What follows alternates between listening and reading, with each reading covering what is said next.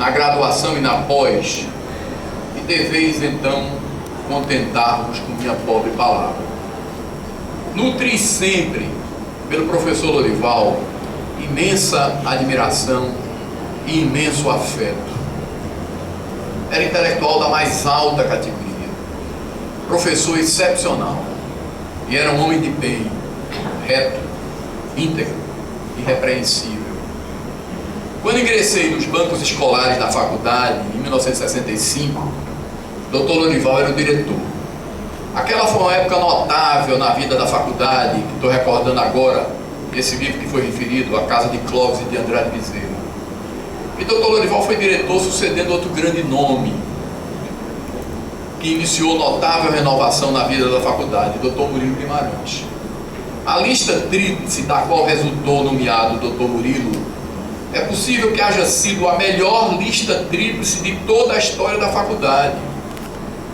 Além do dele, os nomes exemplares de Rui Antunes e Lorival Villanova. Mas, logo alçado às culminâncias da reitoria depois da convulsão de 64, Dr. Murilo nem chegou à metade do mandato e nova eleição se fez, dela resultando o diretor Dr. Lorival. Havia sido antes secretário de Estado, secretário de Educação do governo Cid Sampaio, mas de fato não apreciava muito as tarefas administrativas. Gostava mesmo era de dar aulas e continuou ministrando-as, embora em menor número, mesmo como diretor. Suas aulas eram excepcionais, pela clareza, pela didática, pela exposição fácil e eloquente, pela dicção perfeita, pela exigência metodológica, pelo rigor. Eram exposições claras, em que o pensamento parecia fácil. Fácil? O Delgado observou certa vez que o modo como o Dr. Lorival apresentava suas ideias manifestava sempre a aparente facilidade, que é o fruto dificílimo do domínio da matéria, da segurança do pensamento e da honestidade do raciocínio. Fui aluno dele 2 vezes, uma na graduação, na cadeira de Teoria Geral do Estado, depois no mestrado, em Filosofia do Direito. Nesta, devo dizer que me decepcionei. Tendo a paixão que tenho pela filosofia do direito, matriculei-me nessa cadeira, no mestrado, com maior interesse em ouvir as doutrinas do Dr. Lorival, certamente muito diferentes das minhas. Mas o Dr. Lorival me frustrou. De fato, não ensinou filosofia do direito. Ensinou lógica jurídica, que era aquilo de que ele efetivamente mais gostava, mas assunto pelo qual eu não tinha lá nenhum grande interesse. Sua sucessão na direção da faculdade foi um divisor de águas. O reitor, Dr. Murilo, insistiu muito com ele para que se candidatasse à reeleição, que naquele tempo era permitido. Não gostando de administração, Dr. Lorival se recusou e anunciou claramente que não disputaria. Sabendo disso, dessa desistência, um outro professor, Dr. Mário Batista, se lançou. Mas Dr. Mário não integrava o grupo de Dr. Murilo, e esse tudo fez para conseguir outro candidato. Foi uma das vezes em que insistiu muito com Luiz Delgado, meu pai, para se candidatar. Mas papai não admitia ser diretor. Não conseguindo outro nome, o jeito do Dr. Murilo foi voltar a apelar para Dr. Lorival, e tanto fez que o dobrou, e este aceitou a candidatura. Mas aí já era tarde. A candidatura do Dr. Mário estava consolidada e terminou vitoriosa, é verdade que por apenas um voto. Começou então nova era na faculdade, uma era de confrontação com a reitoria, envolvida na reforma universitária. E depois, Dr. Mário, um certo declínio na administração da faculdade. Durante esse declínio, um setor da faculdade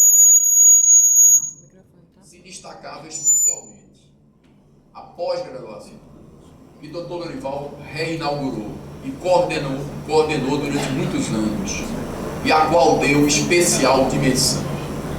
Era o que havia de mais brilhante então na faculdade, embora o Dr. Lorival se torturasse pessoalmente com as complicações da administração. Até então, até os meados da década de 70, quase nada havia publicado praticamente, só as teses de livre docência e de cátedra, por conta de um excessivo perfeccionismo, uma quase inimaginável exigência consigo próprio. O mestrado, com sua proposta de ensino monográfico, o levaria a escrever alguma coisa. E, sobretudo, São Paulo o descobriu.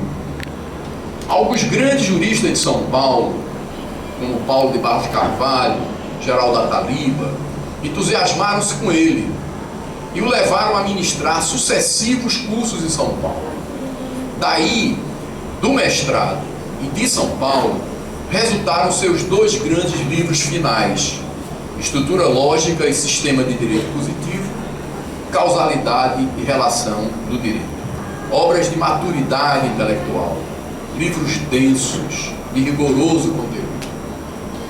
Quando o Dr. Lorival morreu, em novembro de 2011, aos 86 anos, escrevi sobre ele artigo que intitulei Um Tempo da Faculdade. Pois Dr. Lorival era bem o símbolo daquela época de ouro, uma geração tão brilhante quanto a da escola do Recife de Tobias Barreto. E o nome do Dr. Lorival tanto poderia mesmo resumir aquela época magnífica, que descubro agora, algo surpreendido, que sobre ele Luiz Delgado escreveu nada menos de 3 artigos, quantidade que não dedicou a nenhum outro colega. Registrou em 51 a aula inaugural dos cursos da Faculdade de Filosofia proferida por Dr. Lorival. Depois, em 56, a posse de Dr. Lorival como catedrático na Faculdade de Direito, juntamente com o Dr. Torquato Castro. Em 64, publicou a saudação que lhe dirigiu, em nome da congregação, quando Dr. Lorival se impulsou como diretor da faculdade. Lições de Dr. Lorival, quantas e quantas posso recordar. A da exigência consigo mesmo. Dr. Lorival estaria muito mal enquadrado numa universidade como a atual, medíocre e interessada sobretudo em fazer carreira docente, e que por isso cobra produção, papers, quer quantidade, não quer qualidade. Dr. Lorival era o contrário disso. Não publicava, ou publicava muito pouco, porque não ficava satisfeito com o que escrevia. Era espantosamente perfeccionista, exigente como ninguém consigo mesmo. Transmitiu esse exagero a um dos seus assistentes, a professora Bernadette Pedrosa, que também publicou muito pouco, por conta da mesma autoexigência. Para Dr. Lorival, ciência é ciência, pensamento é pensamento, não é carreira, não é paper para aumentar currículo. É amor pela verdade, procura da verdade, investigação séria, rigorosa, implacável. Dr. Lorival não colecionava citações, mas pensava por conta própria. Repensava todos os seus escritos, gostava de burilá-los, reescrevê-los, aprimorá-los, em incessante autocrítica, permanente procura de fazer ainda melhor, de superar a si mesmo. A lição da escolha dos assistentes. Dr. Lorival, como vários outros na faculdade, era rigorosíssimo na escolha dos seus assistentes. Não os escolhia para, pelo contraste, a si mesmo se destacar, dada a mediocridade dos companheiros.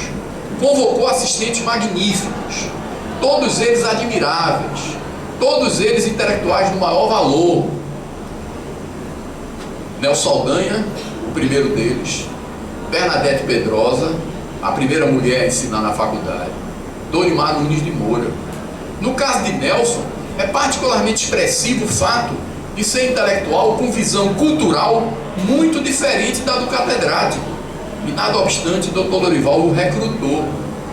A divergência cultural não constituía para ele restrição. Gostava do clima de liberdade de ideias, de debates livres, de questionamentos. A lição da fidelidade essencial do homem a si mesmo, ao seu gosto, a seu modo de ser, a sua paixão. A dele, por estranho que possa parecer, na medida que pode haver paixão por saber tão frio, era paixão pela lógica, sobretudo a lógica jurídica. Não há exagero algum em dizer que, em matéria de lógica jurídica, Dr. Lorival era simplesmente uma das maiores autoridades do mundo. Do Brasil seria indisputadamente o primeiro.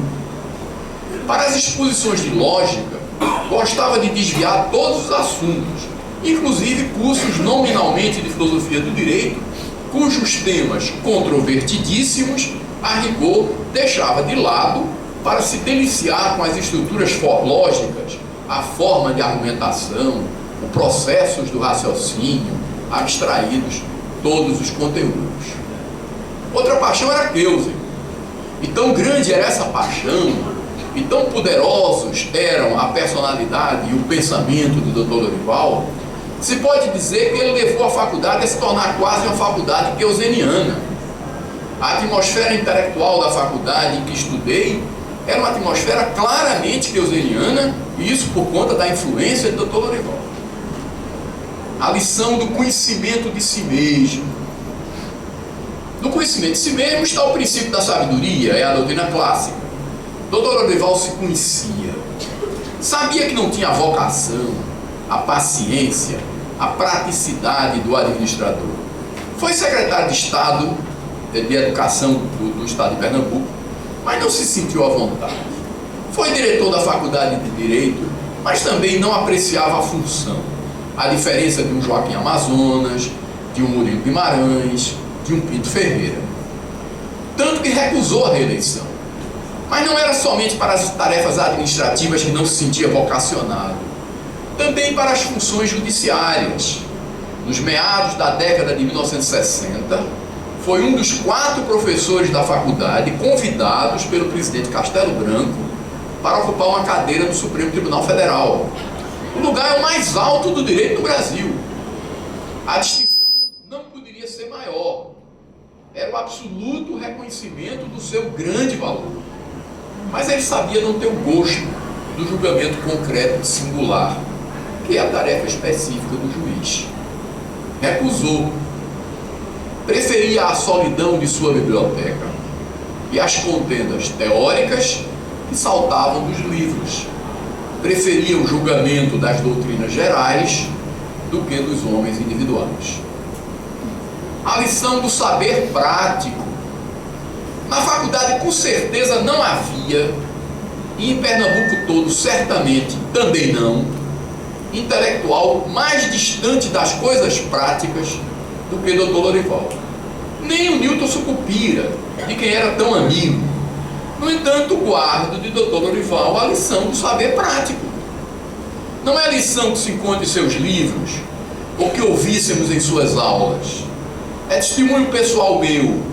Uma vez escutei dele, numa conversa rica como todas, o depoimento do quanto devia a Procuradoria do Estado, do quanto devia para suas exposições nas aulas e para o desenvolvimento de suas teorias, as questões práticas sobre as quais era obrigado a se debruçar na Procuradoria do Estado. Não pensem em recorrer ao exemplo do Dr. Lorival, certos retóricos que imaginam que o direito pode se fazer apenas das pesquisas dos livros, nas bibliotecas, sem o foro, sem a vida profissional e prática.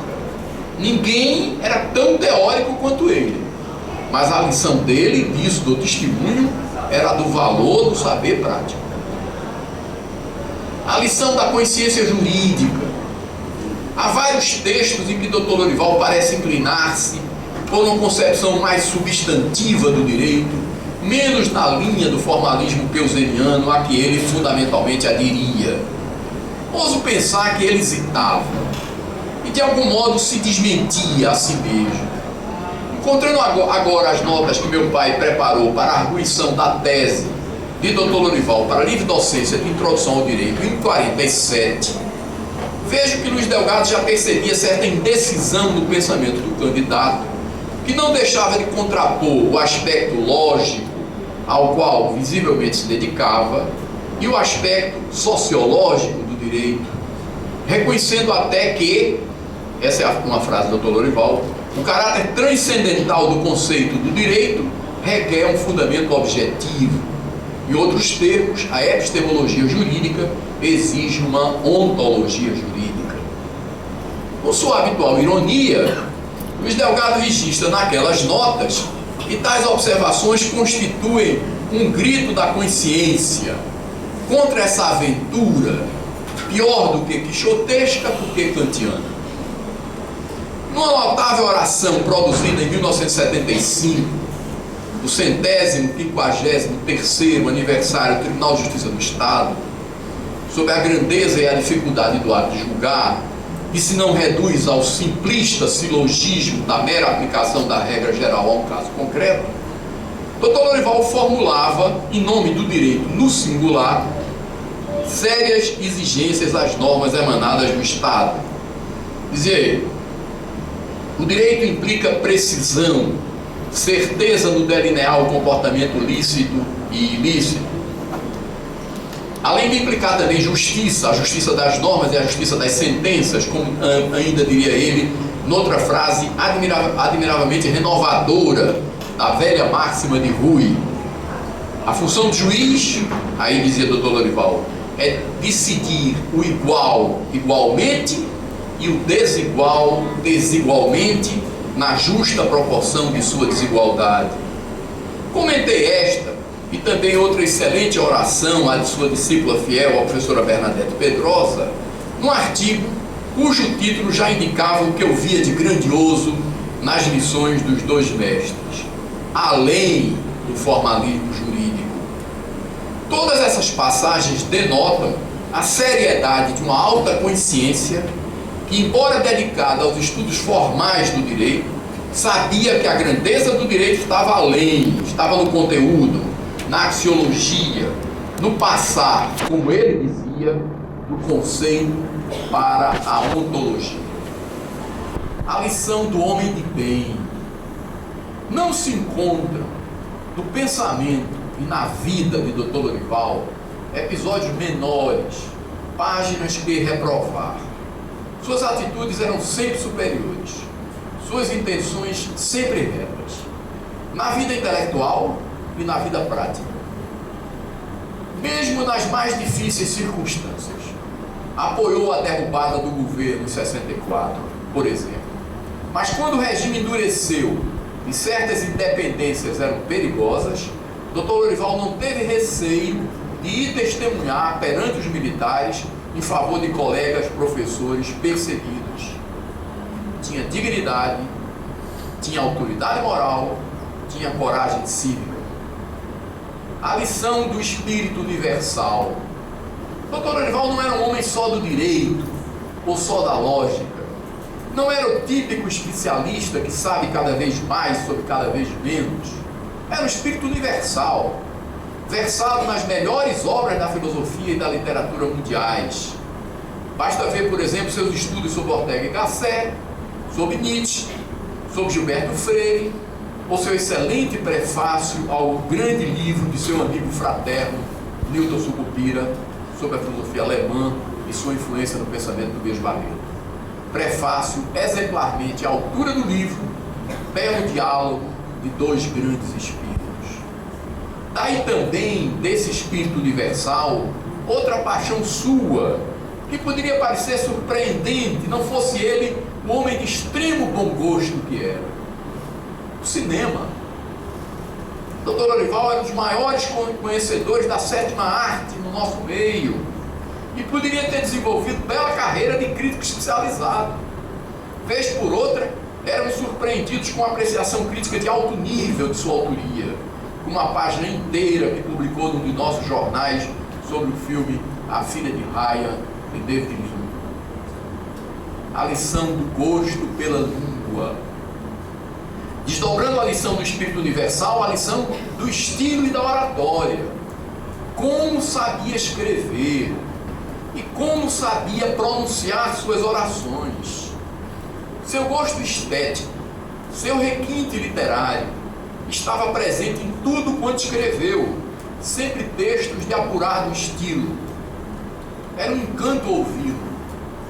Volto a ler de novo, redobradamente comovido, a oração fúnebre que proferiu em nome da congregação diante do corpo de meu pai.